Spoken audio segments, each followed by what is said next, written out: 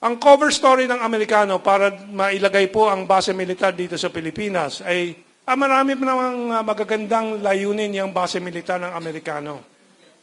Ang isa daw po ay, ang susunod na slide, sabi nila, the addition of these new EDCA locations, EDCA po yung mga base militar, no? EDCA, ibig sabihin, Enhanced Defense Cooperation Agreement. No? Will allow more rapid support for humanitarian and climate-related disasters in the Philippines. Makakatulong naman daw itong mga base militar dahil pag may sakuna, tulad ng mga baha, tulad ng mga lindol, agad-agad darating ang tulong ng Amerikano.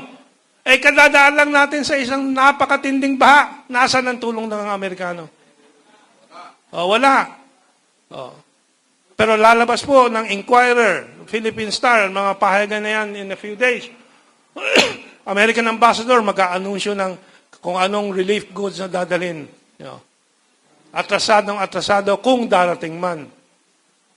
Pero darating mauuna bukas si Blinken at si Austin at pag-uusapan yung mga defense and war-related issues na yan.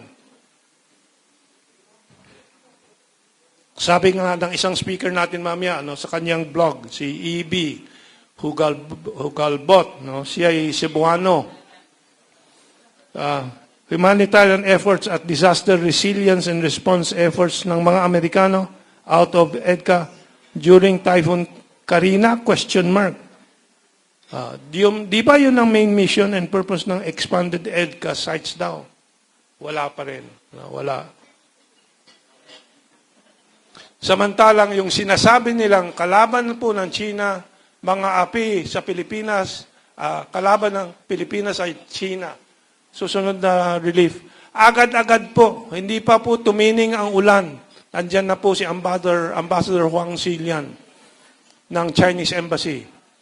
Umiikot na po ng Metro Manila sa mga lugar na may baha at nagkakalat na po ng relief goods. Hindi po ilalabas ito ng Inquirer siguro. At Manila Times, ilalabas po yan. Manila Times. Kaya kailangan matuto din tayo pumili ng pakikinggan. Pumili ng mga vloggers. SMNI, of course. SMNI. Bayani po yung SMNI. Ano pa ang mga tulong ng China po na hindi po nauulat ng malalaking media? Ang susunod na slide po. Kaaprobahan lang po ng Asian Infrastructure Investment Bank ng $350 million. Unang contribution lang, first tranche, sa paggagawa po ng Bataan, Cavite Bridge hanggang Maynila po yan. Para mapaiksi ang biyahe mula Manila, Bataan at Cavite. Kasi hindi ba katakot-takot ng traffic pag coastal road ang daan?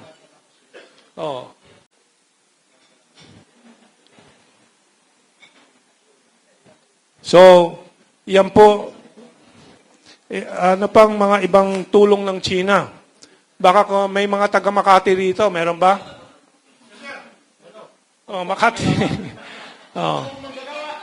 Dati may tulay po doon sa Australia, doon sa may Rockwell, di ba?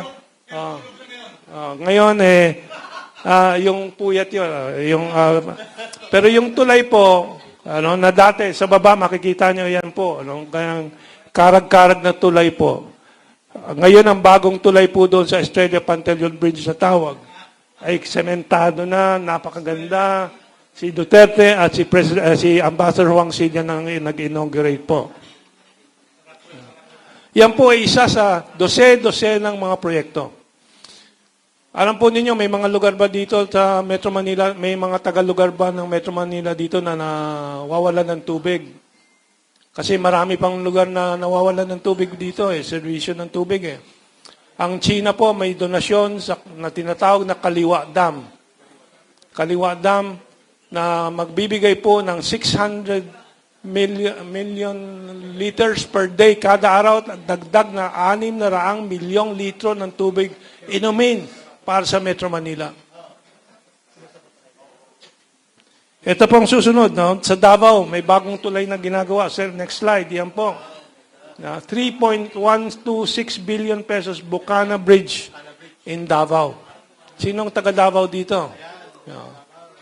Yun. Pero yan, gawa daw ng kaaway ng Pilipinas yan. Lahat na yan, kaaway ng Pilipinas, ang China. Yan. Ibigan ng Amerika. Yan.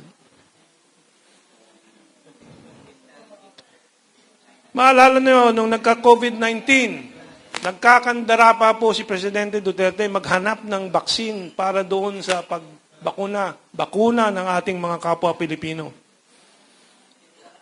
Nangako ang Pfizer at Moderna. Pero inantala po dahil hindi pa tayo nagkakasundo sa presyo. At sa totoo lang, hindi po dahil lang sa presyo, kundi wala silang supply dahil gusto nila mabakunahan muna ang mga Amerikano.